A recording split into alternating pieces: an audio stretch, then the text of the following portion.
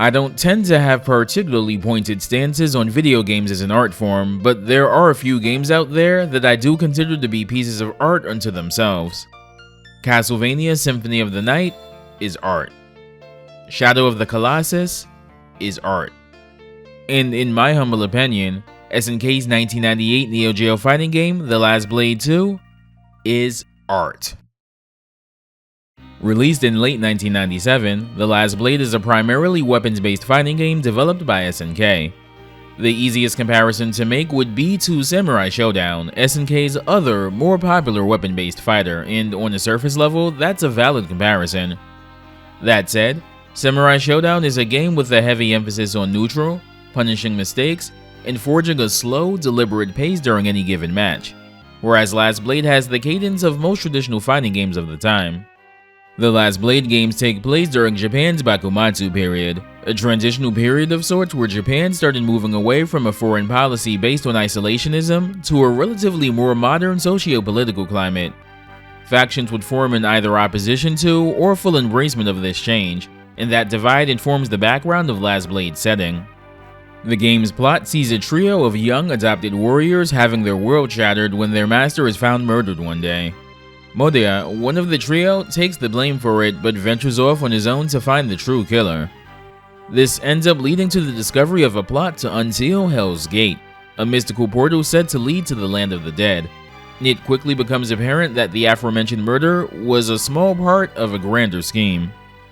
The first game ends with a crisis narrowly avoided, but Hell's Gate still loomed as an issue, especially since some dangerous beings were able to escape into the human world when Hell's Gate was opened, including Setsuna, an evil spirit.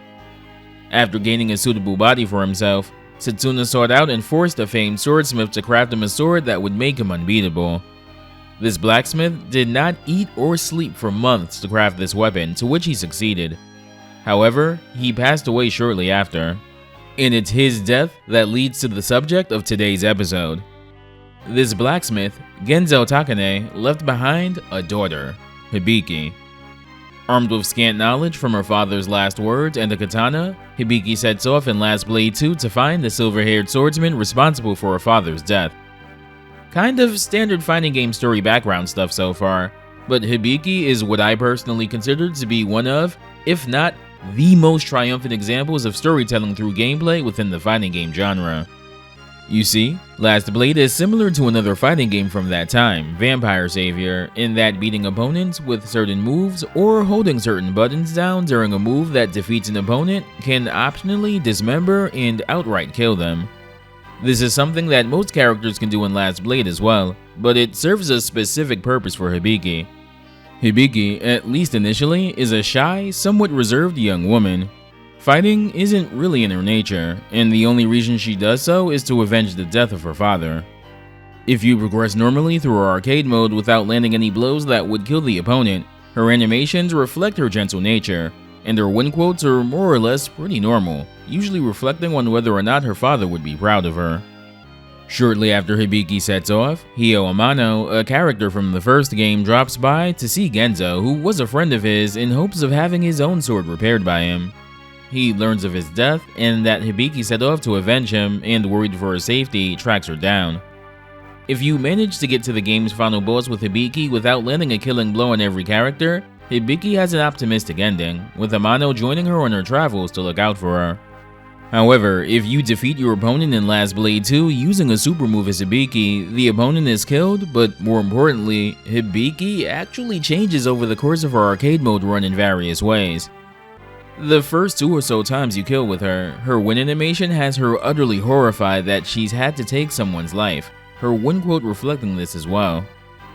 But the more you kill with her, her attitude and demeanor changes. She goes from being horrified at her actions to rationalizing them as a necessary outcome to fulfill her goals. Hibiki even becomes self-aware about the slippage in sanity too, her win quotes later in her arcade ladder under these circumstances reflecting that. If you kill all 6 opponents prior to her rival fight against Amano, her win animation and win quote for the 6th fight is unique. Upon landing the killing blow, Hibiki no longer openly weeps or feels troubled by her actions. In fact, she almost seems to relish the killing blow. Her win quote after that 6th fight is simply, "Now I've got it," cementing her acceptance of her own bloodlust and willingness to kill. Beating the final boss under these circumstances also changes Hibiki's ending. Instead of Hibiki leaving to travel the world with Amano, she instead states that she's leaving to become a better warrior, with a concerningly diabolical grin on her face, and notably, Amano completely missing from the picture. This is kind of insane storytelling and gameplay integration for a fighting game from 1998. Literally no one was moving like this within the genre at the time. It's one of the reasons Hibiki is probably my second favorite SNK character ever, right behind Rock Howard. Hibiki would go on to become the most popular character from the series, somewhat supplanting Akari, who'd definitely been the series' breakout character early on.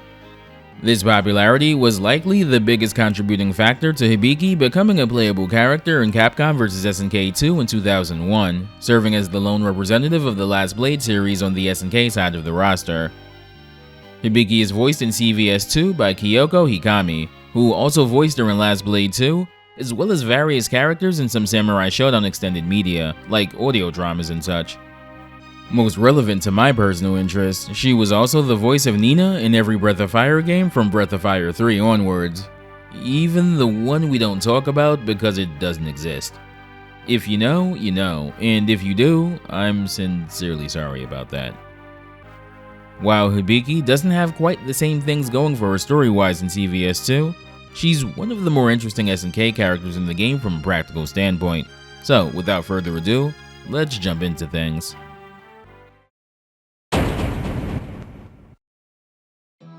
Hibiki is generally one of the better regarded SNK characters in CVS 2, particularly thriving in both K and A groove for different reasons.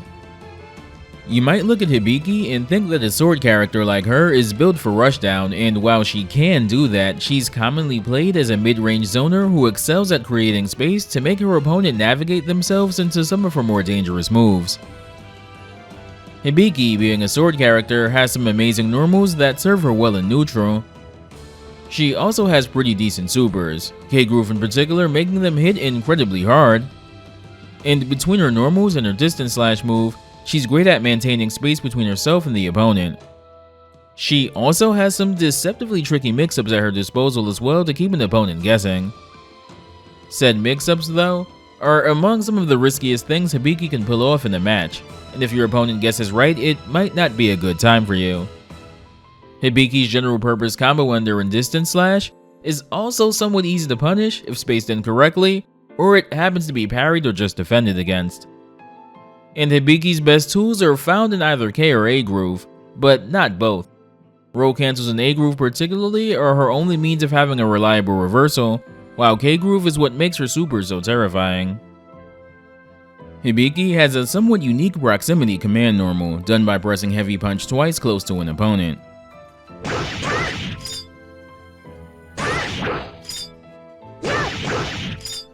You want to be roughly in throw range when this comes out, since the second hit can whiff if not spaced properly.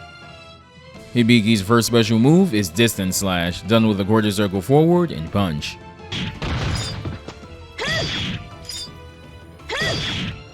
Hibiki swings her sword, the sword hitbox being determined by the strength of the punch button pressed. The heavy variation is the most unsafe, but knocks down on hit. The medium version is generally the more used version of this move thanks to it being a popular combo ender for bread and butter combos. Distance Slash comes from her moveset in Last Blade 2, though its frame data there makes it even more of a committal move. Next up is Beckoning Slash, done with a quarter circle back and punch.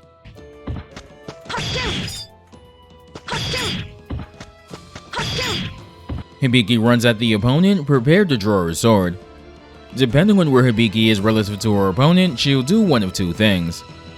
If she has even a bit of distance between her and the opponent, she'll do a regular slash attack. Do note that this leaves her in an incredibly unsafe position, especially if it happens to be in the middle of a combo. If Hibiki is more or less at point blank range though, she'll slash cleanly through the opponent, leaving her a safe distance away. The move's button strength dictates how quickly Hibiki draws her sword, but all punch strengths can be held after the motion to delay her draw. Roll canceling this move in A groove particularly is one of the very few tools Hibiki has to get out of pressure freely. This one is once again part of her toolset in Last Blade 2, where it works more or less the same. Next up is Piercing Moon Pounce, done with a Dragon Punch motion and any kick.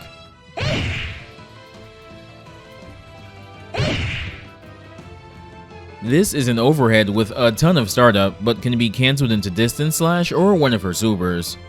This gives Hibiki a great mix-up tool up close, and because any special cancel after it will only come out if it successfully hits, there's no reason not to buffer it. This is another Last Blade 2 move, having a similar input there as well. Melding Being Blade is done with a half circle forward and kick.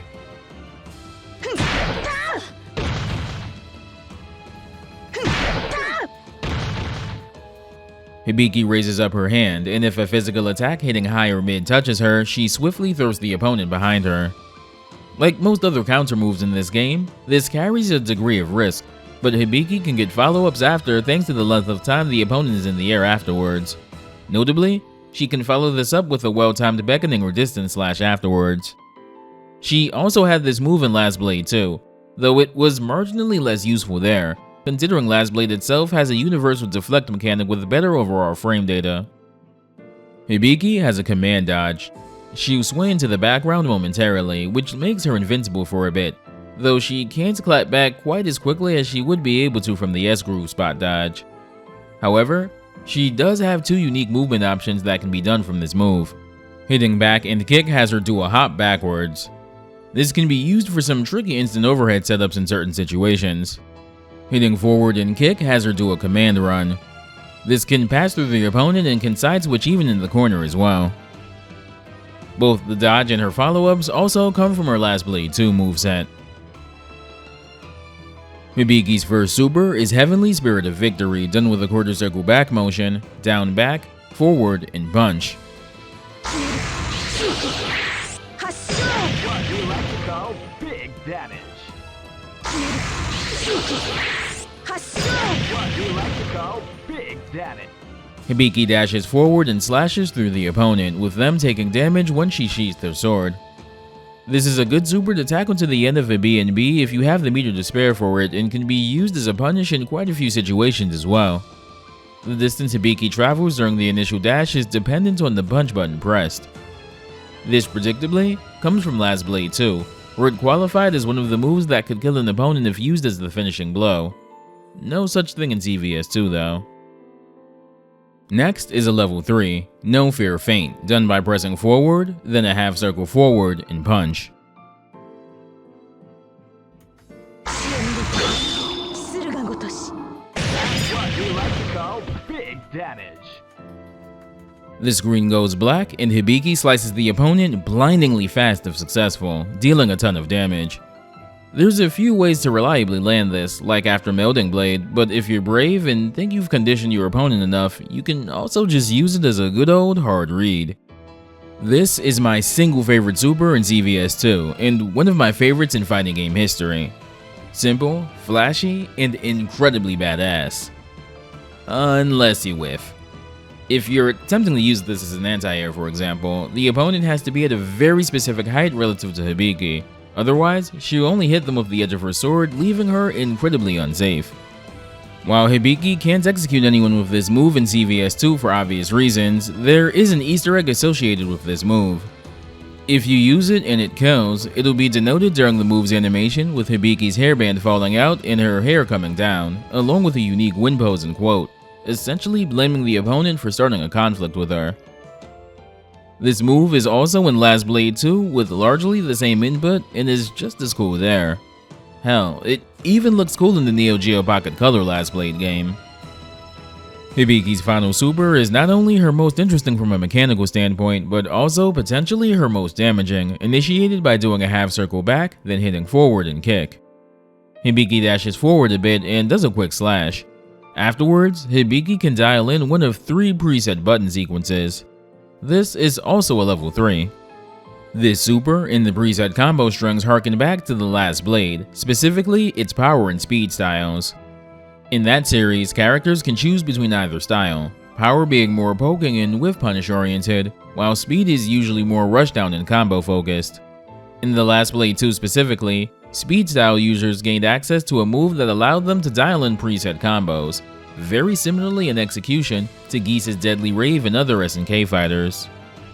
The first one is done by hitting light punch, medium punch, heavy punch, light punch, pausing for a split second, hitting medium punch, heavy punch, light punch, medium punch, and doing a quarter circle forward and heavy punch.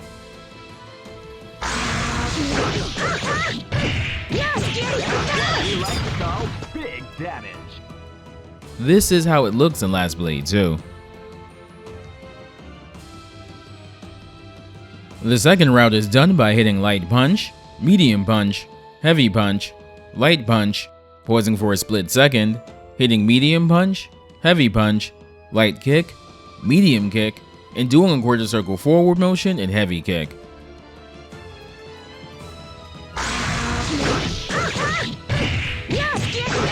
We like to call big damage. Here's the Last Blade 2 version. We'll circle back to this one shortly. The final variation is done by hitting light punch, medium punch, heavy punch, light kick, medium kick, light kick, and heavy kick. That's what we like to call big damage. That's what we like to call big damage. Hibiki can follow up the launch she does for the final hit with a normal, or more optimally, something like Beckoning Slash. Here's the Last Blade 2 version. Speaking of Deadly Rave, in CVS 2, Geese notably can opt not to do the final hit of his Deadly Rave in favor of going into another move instead. And not only can Hibiki do that for the second round of this super, but it's generally the optimal choice. The penultimate hit of her second route leaves Hibiki at a pretty significant frame advantage, enough that Hibiki can briefly pause to cancel the super, and then hit a close heavy kick into a punish combo of your choice.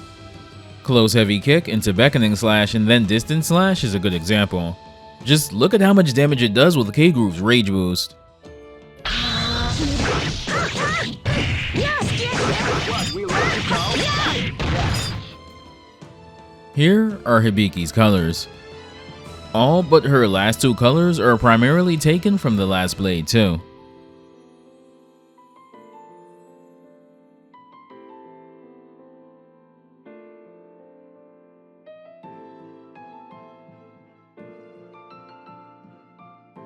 Of particular note in ZVS 2 is her 7th color, which seems like a pretty clear-cut shoutout to Amano in the Last Blade games.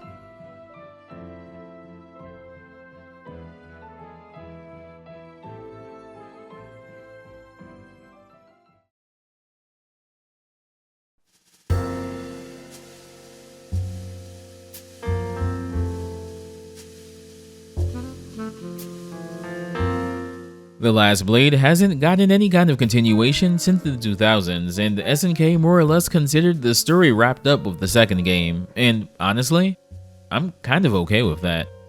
Sometimes it's nice to come in, say your piece, make your contribution, and just dip out afterwards. Last Blade itself has still seen some love in other games though. Akari was a playable character in SNK vs Capcom Match of the Millennium, and she, along with Kaide, Moreya, and Washizuka were also playable characters in Neo Geo Battle Coliseum. We'll talk more about those crossovers someday. As far as Hibiki specifically, her most notable appearance after CVS 2 would be appearing as a guest character in the latest entry in Last Blade's older sibling series, Samurai Showdown, as a DLC character, and one of the more popular ones as well. There, she even retains the ability to influence her ending depending on how you defeat opponents in her story ladder. I think the most interesting thing about Hibiki's story, outside of being able to actually influence it, is that we never actually see the end of it. In Last Blade 2, Setsuna very specifically never appears in her arcade ladder, so we don't know if she ever finds him. And I think that's kinda beautiful. In Hibiki's case, her story isn't about her goal, but the journey. A journey that you, as a fighting game player, get to write for her. That's going to do it for this video. As always, thanks for watching, and a special thanks to the patrons that support the channel. Take care, stay safe, and I'll see you next time.